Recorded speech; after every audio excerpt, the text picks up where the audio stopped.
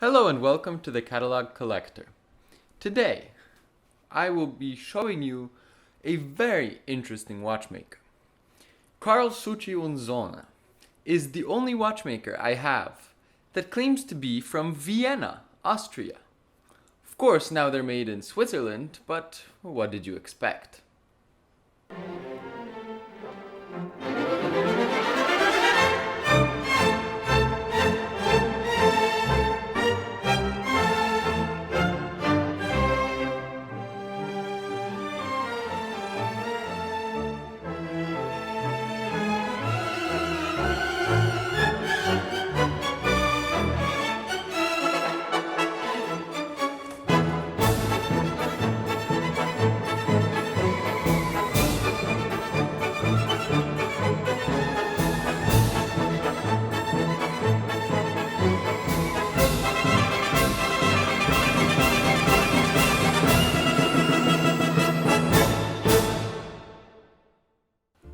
To start off with, let's take a look at this catalog. It is quite an interesting little one, and I do mean it's little. It is soft cover, and it's not very thick or anything, but it does present the entire selection of watches, or more specifically watch, from their collection.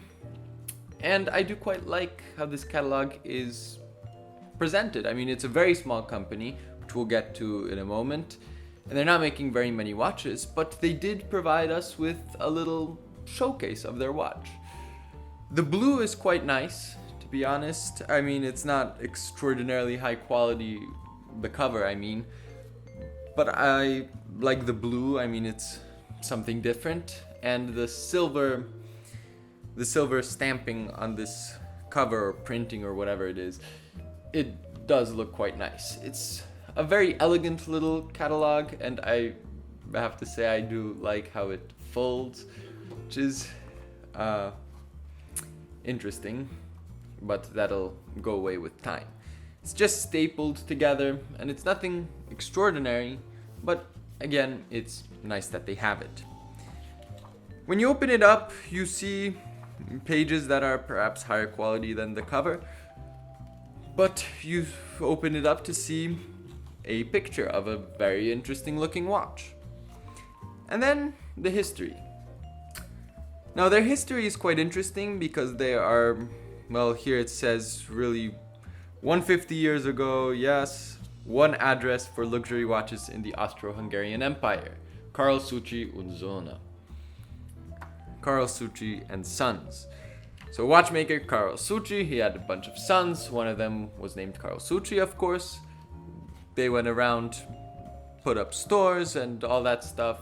They spread. One of them went to Switzerland, so I guess that's, now that they're made in Switzerland, I think that's a nice continuation from their history, that one of the guys did go and make watches in Switzerland. I did want to say, yes, they were, Carl Suchy pocket watches belonged to a couple important people, Sigmund Freud, or however you pronounce him, Emperor Franz Joseph I and his wife, which are nice things to say about your watches. Founded in 1822, and this is what I love the most. You know how a lot of these companies, including Carl Suchy, are basically reinvented companies. A new watchmaker wants to have the name of an old watchmaker on his watches,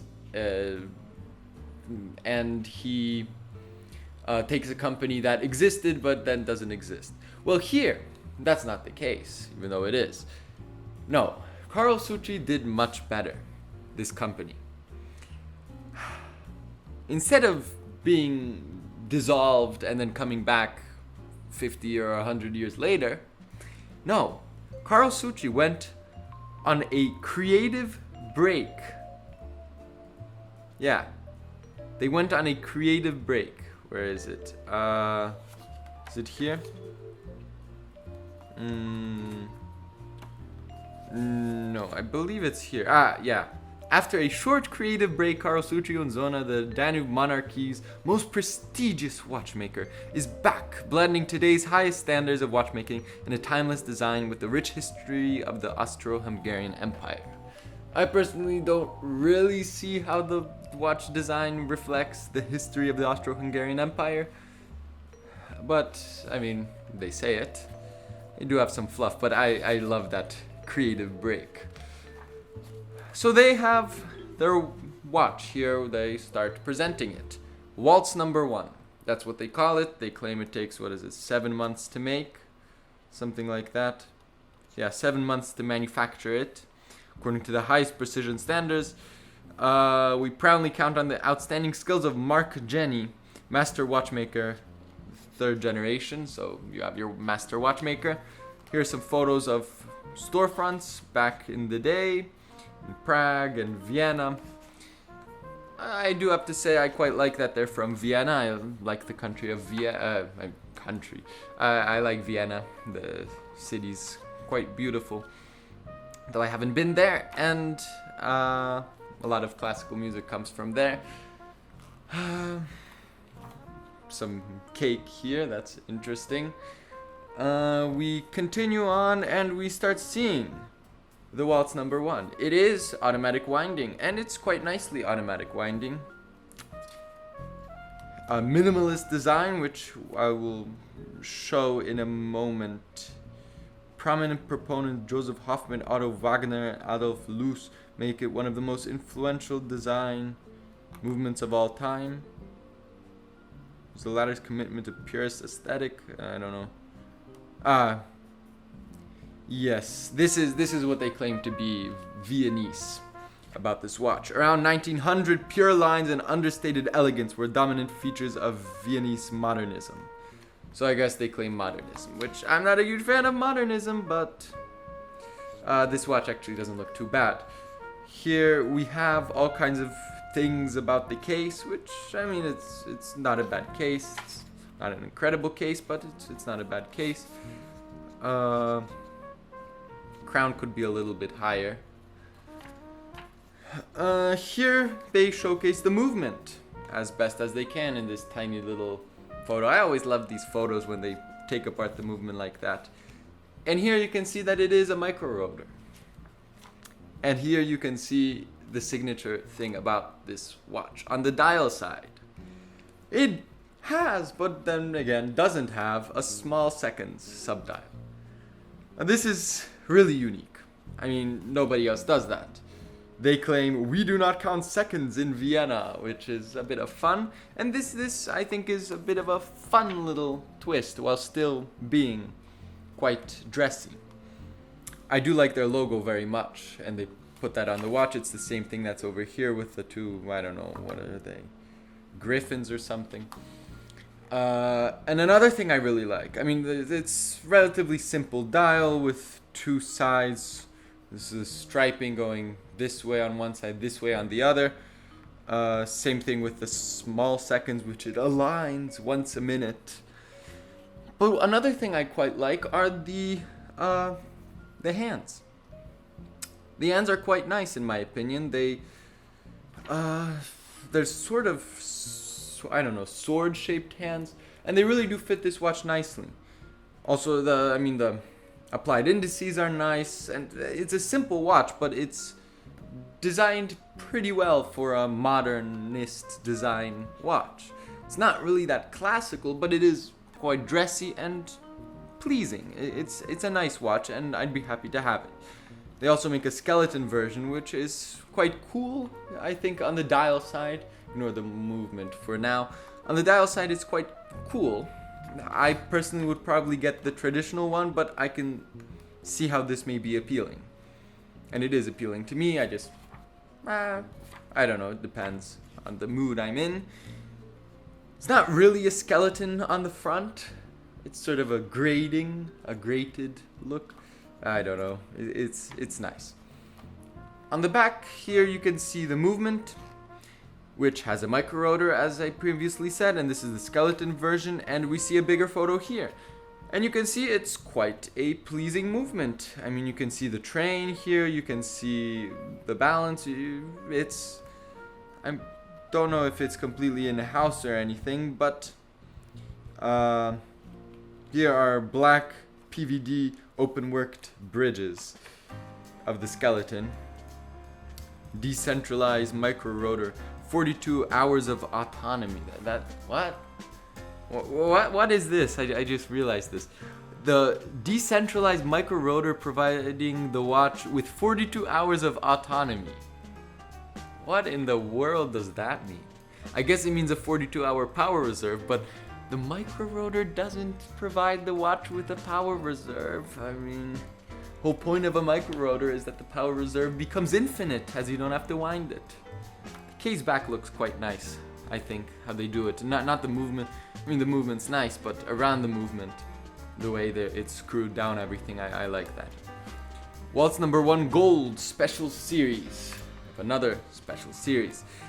I do quite like this. Now, here you can see how the indices sort of curve up. Another little tiny detail that's quite nice. And here you can see the traditional movement. I don't believe there's a better photo. No, this I think is the best photo in this little tiny catalog. And it's nice. I mean, it's fairly unique. It has interesting striping, sort of not just your regular up and down, which don't look bad. Something about it though is kind of, I don't know. They claim what was it? However long they claimed for it to take to make, and master watchmaker and all. But for me personally, it's missing something of that high watchmaker beauty of the movement. It's a very nice movement, a very beautiful movement, but something about it it's missing something. I mean, it could be just as simple as an interior angle on one of the bridges, like here and here, having an actual interior angle rather than a curve, which is what they have. I think that would fix it. That would fix a lot. And let me show you what I mean. Let me bring it up closer. See here? They made an interior angle here, and perhaps here. I think the watch would be, the movement would be really, really nice. Of course, if they added chatons, it would be incredible, but they probably wouldn't. But just an interior angle here, and it would be amazing. Let's refocus right here. So, I personally don't know whether I'd prefer that or the skeleton version. I think the skeleton version is perhaps a lot nicer looking, with the black bridges and the gold and all of that. It looks quite nice. This is more traditional, of course, but I don't know. If they put this kind of thing in their more classic dress watches, that would be interesting. I don't know. Maybe if they took this design and made it silver and then put stripes on it, I don't know. I do wish they made an interior angle here, but I do like the overall design of the movement. Wellness for your Waltz Number One. This is nice. Watchmaker will personally maintain your Waltz Number One, which means basically one watchmaker can service your watch. Place a request or book a service, please contact. Yeah, I mean, that looks like a nice buckle, I guess. If that is a buckle, I don't know. Timeline. This is nice. I'm not going to go through it, but it's nice to have a timeline at the end. Again, I like when catalogs put a little bit of history at the front and then the main timeline. I mean, at the end, I mean, what I'm trying to say, I mean. I like it when companies put some of their history at the front, so you have a basic overview. And then all this, I mean, this looks like a big block of stuff. But if you're reading through the catalog, you start getting into the company and then you'll read it. But if it's at the front, you may not read it. Here, BioWatch and all these things, press, general contact, the contacts, and some people jumping on their beds, and that's it. Overall, I quite like this company and what they're doing. I mean, it's a Viennese watch. Except of course it's made in Switzerland by a non-Viennese watchmaker. But I do find their aesthetic to be quite unique and nice, and it's a nice sort of micro company. Here you can see, I forgot to mention, that their beveling is quite nice. You can kind of see the light reflecting. Their finishing is good. It's just that one interior angle that they're missing. But overall, I do like the movement. I do like that it's a micro rotor and all that. I like their design. It's quite unique, especially for me. Actually, the hands are my favorite part about this. The hands and how they play with everything else. But the hands I do really like. The sub-seconds that aren't seconds. It's also a unique design. It's sure modernistic, but I'd say it works. Is it timeless? I don't know. I mean, it's a dress watch that most dress watches are timeless. And I'd say it's probably a timeless design. It'll stand the test of time. Whether it's a design everyone should be doing, or could be doing even, I don't know. But Suchy does it. It works. And I mean, that's it. It's a really specialized brand, perhaps not for everybody, but I like what they're doing, and I hope they continue and make perhaps another movement, another design, something else, and I wish them luck. Anyway, that's Suchy und Sohne. That's all I have for you today. Thanks for watching the video to the end. If you liked it, please subscribe and like the video. Perhaps consider supporting me on Patreon. Any support would be greatly appreciated. I will be coming out with catalog collectors once a week for the foreseeable future. Of course, until I run out of catalogs. We'll see what happens then. See you in the next one.